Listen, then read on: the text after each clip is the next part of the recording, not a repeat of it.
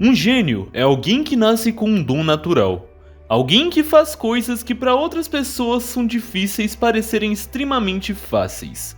De certa forma, até mesmo chatas. Bom, esse é o conceito que a maioria de nós está acostumada. Mas a verdade é que um verdadeiro gênio é aquele que se esforça todos os dias. Alguém que se dedica muito mais do que a maioria. Alguém que batalha tanto para conseguir alcançar um objetivo que é considerado por muitos como alguém especial. Em Naruto, nós percebemos isso na figura de Rock Lee. No mundo ninja, existem 3 tipos de poderes. O ninjutsu, que se trata da arte de manipulação do chakra, permitindo a criação de técnicas que vão desde manipular elementos até criar clones. O genjutsu, a arte da ilusão, que atua diretamente enganando a mente do oponente. E o taijutsu, a parte que consiste no combate corpo a corpo. E para um ninja ser respeitado, ele deve dominar até certo nível desses 3 estilos. Porém, para Lee, isso sempre foi impossível. Bobão, por que se importa? Você jamais será um ninja? Ele não conseguia utilizar ninjutsu e nem genjutsu, e seu taijutsu ainda era muito ruim. E por causa disso, o Lee sempre foi desacreditado durante toda a sua vida. Desde o colégio, seus colegas o humilhavam por ele não saber essas técnicas que eram consideradas básicas para um ninja. Eles pensavam que o Lee era alguém inferior, alguém que não era tão bom quanto eles. Mas mesmo sem ter nenhum talento, o Lee sempre foi o mais esforçado. Ele treinava incansáveis horas, treinava até seus ossos quase se partirem. Ele não tinha nascido com nenhum dom divino, e portanto tudo o que ele podia fazer era se esforçar ao máximo. E quando o Lee foi alocado para o time 9, liderado pelo Gai Sensei, o Lee finalmente encontrou alguém que o entendia. Gai Sensei também foi um garoto sem talento para ninjutsu ou genjutsu, que se esforçou ao máximo com taijutsu. Ele tinha o mesmo sonho de provar que o esforço vence o talento. E ao ver a dificuldade e a determinação obstinada de Lee, Gai Sensei imediatamente reconheceu a chama da juventude em Lee, se tornando seu mestre e acreditando nele até mesmo ao ponto de o ensinar a técnica proibida dos 8 portões. E eu sei que você é diferente do Neji e dos outros. Não tem dom para ninjutsu ou genjutsu, e seu taijutsu precisa ser trabalhado. Mas tem um dom que Neji jamais terá. Não é chamativo, mas talvez o mais importante. Só estou dizendo é que você tem o dom da perseverança. Isso o torna um gênio também. E agora, com o Gai Sensei, o Lee finalmente tinha alguém que acreditava nele. E para ele, isso era mais importante do que tudo. Nós percebemos isso no macacão verde, no corte de cabelo, nas sobrancelhas grossas e o lema de fazer 500 flexões se errar uma.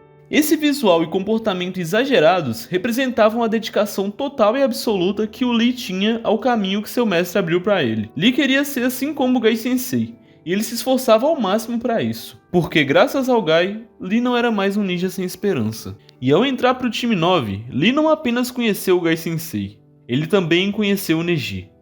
Neji era o oposto direto dele. Membro do clã Hyuga, ele era considerado um prodígio, um gênio nato com Byakugan, uma facilidade que beirava o esforço zero. Neji, porém, carregava a amargura de ser da casa secundária de seu clã. Ele havia nascido com o propósito de servir a primeira casa. Por isso, Neji acreditava que o destino de um indivíduo era imutável e era predeterminado desde seu nascimento.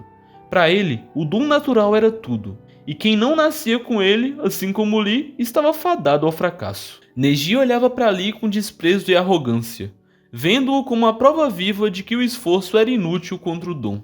Lee, ciente da sua incapacidade de usar ninjutsu e genjutsu, escolheu Neji como seu rival supremo. Ele queria provar que o trabalho duro superaria o dom natural. A rivalidade era unilateral no início. O Lee passava todos os dias treinando o dobro ou o triplo, desafiando Neji em centenas de combates, mas perdendo todas as vezes. Neji o derrotava facilmente, reforçando a sua crença. E o Gai, que também era um perdedor de nascença, usou essa rivalidade para motivar o Lee, em vez de pedir para ele desistir. Isso não era apenas um treino, era uma preparação para o confronto ideológico que viria. O treinamento de Lee era o seu protesto diário contra a filosofia do destino que Neji pregava. E mais tarde, no exame Chunin, a rivalidade de Neji e Lee é jogada no palco principal, não em um confronto direto, mas em suas batalhas próprias. Na luta de Neji contra Naruto, o gênio é derrotado pelo fracassado da Aldeia da Folha.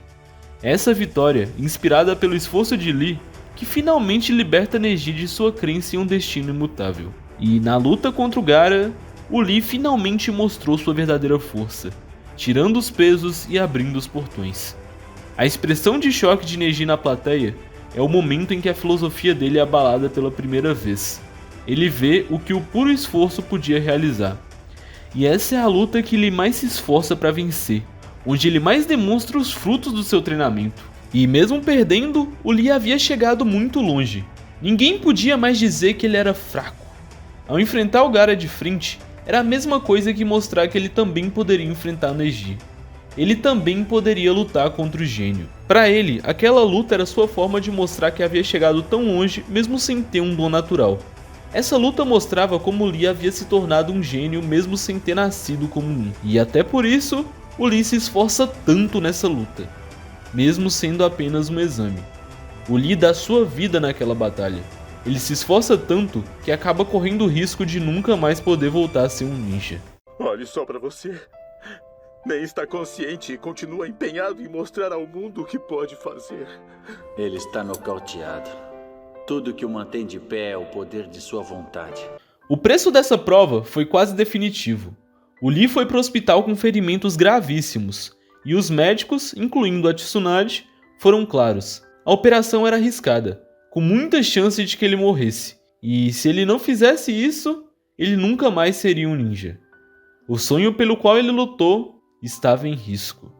Mas a fé inabalável de seu mestre prevaleceu. Gai Sensei o apoiou com uma promessa. Se a operação falhasse, Gai morreria junto com ele. Essa demonstração de lealdade deu a Lee a coragem necessária para arriscar tudo e completar a cirurgia. E se houver uma chance em 1000, não, uma chance em 1 milhão de algo não dar certo, então eu morrerei com você. E no final, a cirurgia foi um sucesso. O Lee é pra mim o melhor personagem de Naruto. Ele é o que seria o Naruto até o final da obra caso ele não fosse predestinado com o poder. O Lee é a essência do que o próprio protagonista da obra queria transmitir, que o trabalho duro pode sim superar o dom natural. Isso é aplicado de maneira perfeita na rivalidade do Lee com o Neji. A rivalidade do nascido gênio com o gênio que se esforçara para ser assim. A mensagem disso tudo é sensacional. Com nosso esforço, nós podemos chegar até os nossos sonhos, mesmo que tenhamos que passar por muitos obstáculos para isso. Assim como Lee passou após a luta contra o Gaara. Tanto Lee quanto Gai Sensei não tinham habilidades que eram essenciais para se tornar um ninja.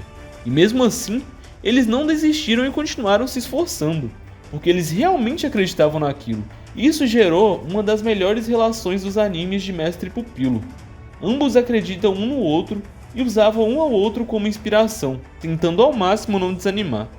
E pelo contrário, permaneceram com um sorriso no rosto, mantendo, como o Gai Sensei dizia, acesa a chama da juventude. Bom, esse foi o vídeo. Eu espero que vocês tenham gostado. E se gostaram e querem que eu traga mais vídeos sobre Naruto, comentem aí embaixo. Deixem um like e compartilhem com os amigos. Muito obrigado por terem assistido e até a próxima.